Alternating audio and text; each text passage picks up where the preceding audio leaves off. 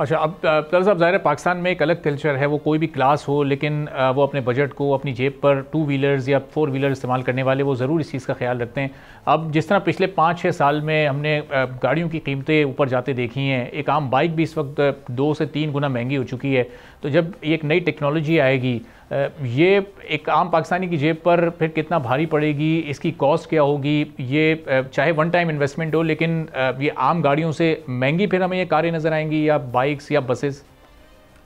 देखिए, अभी तक हमने जो ट्रेंड देखा है इलेक्ट्रिक व्हीकल्स का सो फार, वो सिर्फ प्रीमियम सेगमेंट की गाड़ियां इंट्रोड्यूस हुई हैं। लेकिन गोइंग फॉरवर्ड अभी बहुत अच्छी सिग्नल्स ये आ रहे हैं कि a lot of the companies like for example BYD, जिन्होंने स्टार्ट तो अपनी प्रीमियम गाड़ियों से किया, but in the future they will be releasing Pakistan में low budget cars as well. In fact एक की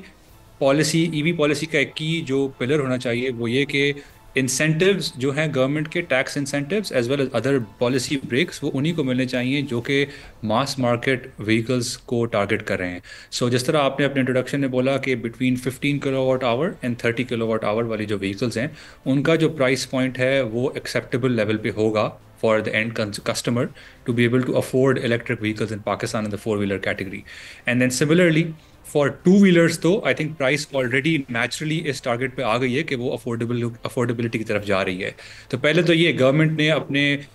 जो टैक्स ब्रेक हैं वो मास मार्केट व्हीकल्स के लिए अडॉप्ट करने होंगे। सेकेंडली, फाइनेंसिंग फाइनेंशियल इंस्टीट्यूशंस और स्टेट बैंक इसके अंदर एक बहुत इंपॉर्टेंट किरदार अदा कर सकते हैं। जिस तरीके से स्टेट बैंक ने पहले सोलर के लिए एक स्पेशल फाइनेंसिंग स्कीम इंट्रोड्यूस कराई थी, वैसे ही इनिशियल अडॉप्शन के लिए इलेक्ट्रिक व्हीकल्स की बहुत ज़रूरत है कि स्टेट बैंक जो of Pakistan works in collaboration with ministry of finance and comes up with a policy जिसमें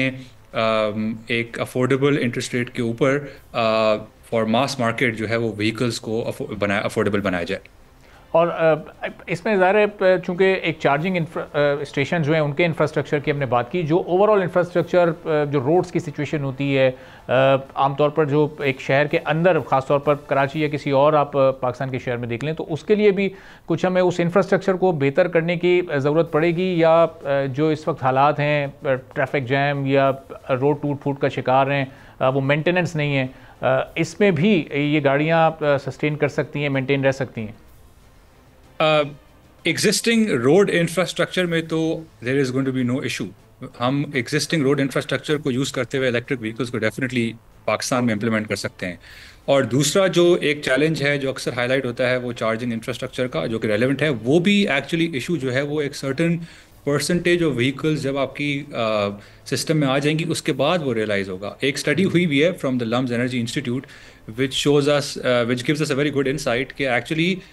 up to between 300 to 400,000 electric four-wheelers, Pakistan की grid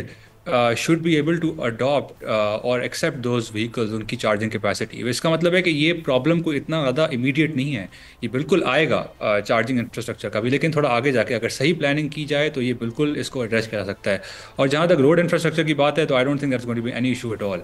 specially two wheeler side के ऊपर। देखिए, अभी राइट नाउ जो चार्जिंग का जो मसले हैं, बाकी सारे मसले हैं वो फोर व्हीलर और बसेस की साइड में है। 2-3 व्हीलर में तो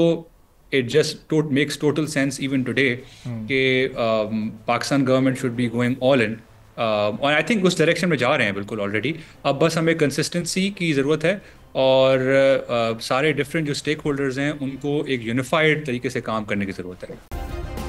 सब्सक्राइब करें और बेल दबाएं ताकि कोई खबर रह न जाए।